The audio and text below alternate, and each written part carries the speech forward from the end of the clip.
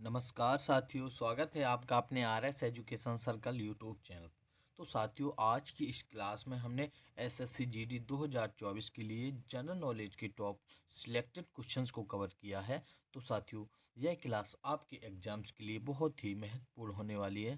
तो इस क्लास को आप पूरा लीजिएगा और अच्छे से इन सभी क्वेश्चंस को कंप्लीट कर लीजिएगा। ठीक है साथियों, जो प्रीवियस ईयर एग्जाम्स में आ चुके हैं। साथियों, बढ़ते हैं क्वेश्चन की ओर। हमारा पहला क्वेश्चन है साथियों, उसमें पूछ रहा है कि लोकसभा के प्रथम उपाध्यक्ष कौन थे। साथियों, आप लोग बताएंगे जो लोकसभा के प्रथम उपाध्यक्ष थे वह कौन थे। तो इस क्वेश्चन का साथियों राइट आंसर आपका हो जाएगा M.A. अयंगर जो थे वह लोकसभा के प्रथम उपाध्यक्ष थे। ठीक है, याद रखेंगे साथियों कौन थे। M.A.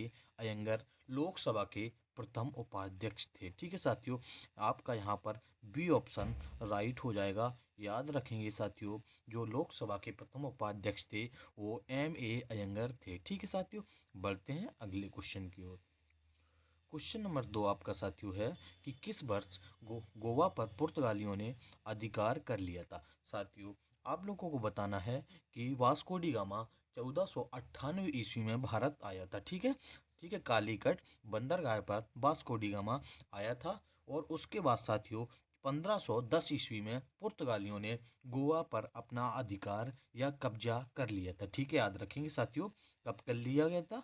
तो 1500 साथियों 10 ईस्वी में गोवा पर पुर्तगालियों ने अपना अधिकार जमा लिया था। साथियों, यहाँ पर सी ऑप्शन आपका राइट हो जाएगा। ठीक है साथियों, जो इससे रिलेटेड क्वेश्चन है मैंने आपको बताया है कि वास्को डी गामा 1498 ईस्वी में कालीकट बंदरगाह पर भारत सर्वप्रथम आया था। उसके बाद 1510 ईस्वी में गोवा पर पुर्तगालियों ने अपना अधिकार कर लिया था।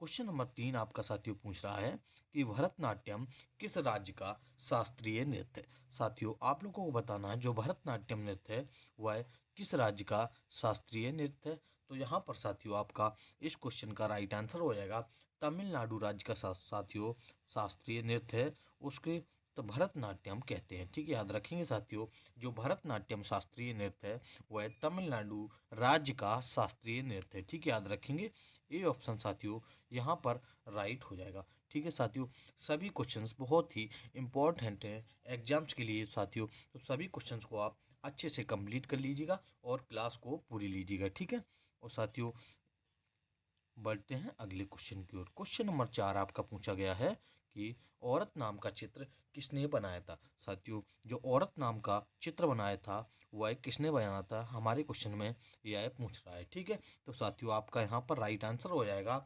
रविंद्रनाथ टैगोर जी ने औरत नाम का जो चित्र बनाया था वह रविंद्रनाथ टैगोर जी ने बनाया था। ठीक है, याद रखेंगे साथियों, यहाँ पर आपका डी ऑप्शन राइट हो जाएगा। औरत नाम का जो चित्र बनाया था वह रविंद्रनाथ टैगोर ने बनाया था। ठीक है, क्वेश्चन नंबर 5 की ओर चलते हैं साथियों।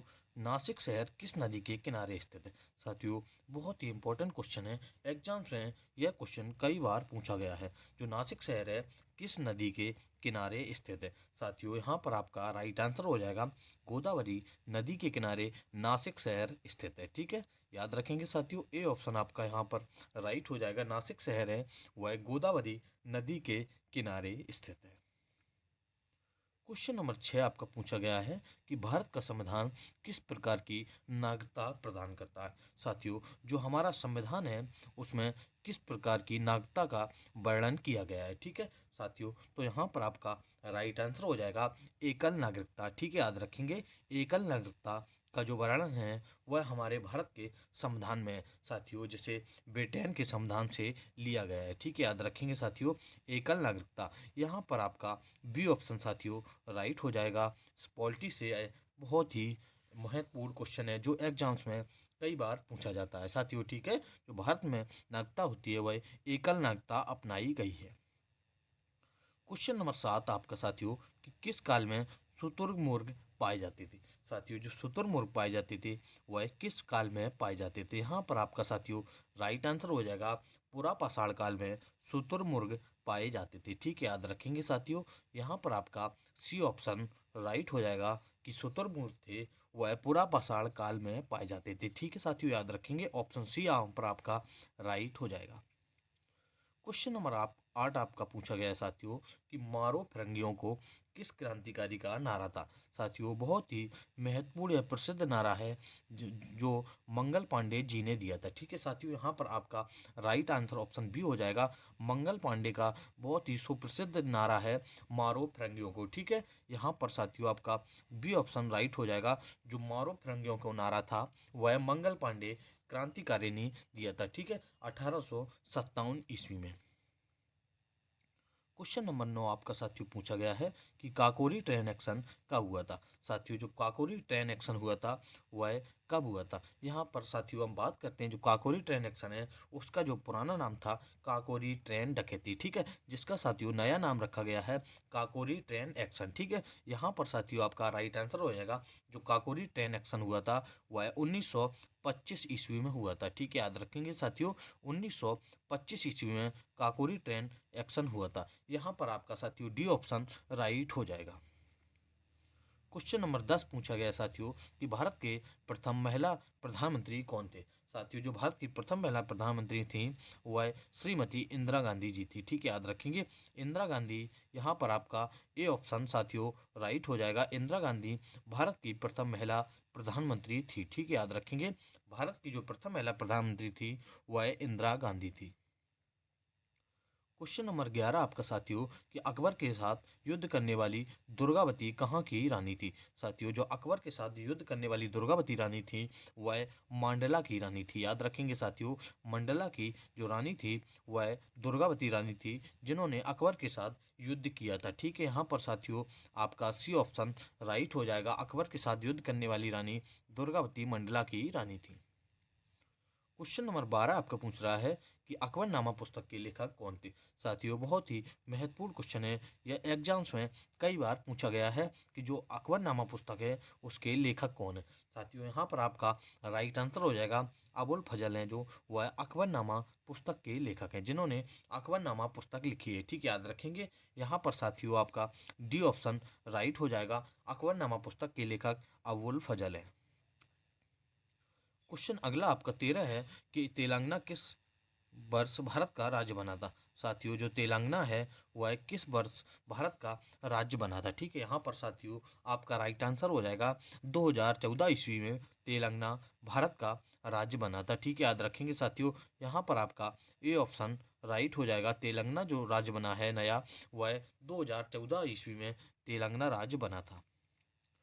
क्वेश्चन नंबर 14 आपका पूछ रहा है साथियों कि बारावती स्पोर्ट्स स्टेडियम किस राज्य में स्थित है। साथियों जो बारावती स्पोर्ट्स स्टेडियम है वह किस राज्य में स्थित है हमारे क्वेश्चन में यह पूछ रहा है। ठीक है, तो यहाँ पर साथियों आपका राइट आंसर जो हो जाएगा वह उड़ीसा। ठीक है, बी ऑप्शन साथियों आपका यहाँ पर राइट हो जाएगा। उड़ीसा राज्य में जो स्टेडियम है जिसे बारावती स्पोर्ट्स स्टेडियम कहते हैं। ठीक है, क्वेश्चन नंबर 15 आपका कि किस त्योहार को फगवा के नाम से भी जाना जाता है। साथियों इन ऑप्शंस को आपको देखना है, उसके बाद बताना है कौन सा त्यौहार है जो फगवा के नाम से भी जाना जाता है। ठीक है, यहाँ पर साथियों आपका राइट आंसर हो जाएगा जो होली त्यौहार है उसको फगवा के नाम से भी जाना जाता है। ठीक है, याद रखेंगे यहाँ पर साथियों आपका ए ऑप्शन राइट हो जाएगा। फगवा त्यौहार को होली के नाम से भी जाना जाता है।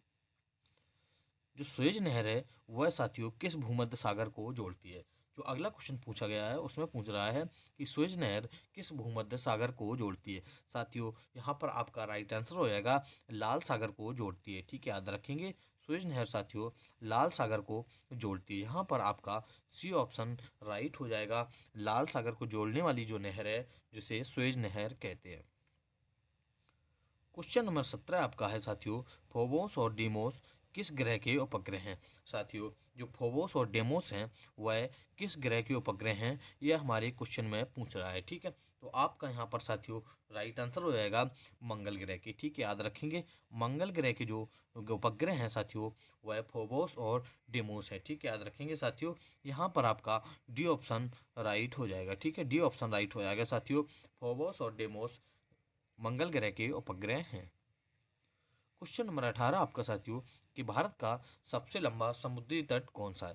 साथियों जो भारत का सबसे लंबा समुद्री तट है वह किस राज्य का है, तो किस किस शहर का है साथियों, तो वह चेन्नई शहर का है। ठीक है, याद रखेंगे साथियों, चेन्नई का सबसे बड़ा सबसे लंबा समुद्री तट है। ठीक है साथियों, यहाँ पर आपका बी ऑप्शन राइट हो जाएगा। जो चेन्नई शहर है उसका सबसे लंबा इनमें से समुद्री तट है।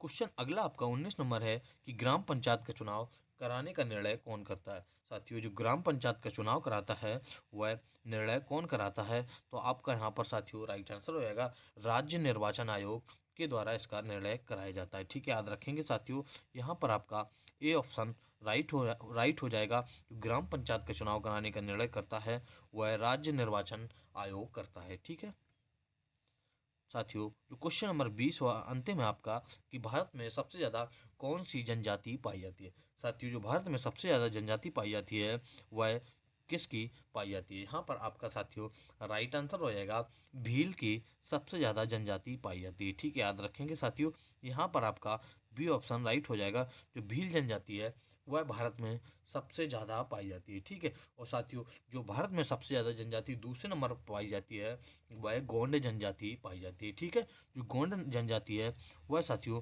सेकंड नंबर पर पाई जाने वाली सबसे ज़्यादा जनजाति है, और जो सबसे ज़्यादा जनजाति पाई जाती है वह भील जनजाति पाई जाती है। ठीक है साथियों, आज की क्लास यहीं पर समाप्त होती हुई। अगर आपको वीडियो अच्छा लगा हो तो वीडियो को लाइक कीजिएगा तथा अपने दोस्तों के साथ शेयर कीजिएगा। ठीक है, अगर आप चैनल पर न्यू है चैनल को सब्सक्राइब कर लीजिएगा, जिससे आने वाली वीडियो का अपडेट आपको मिलता रहे।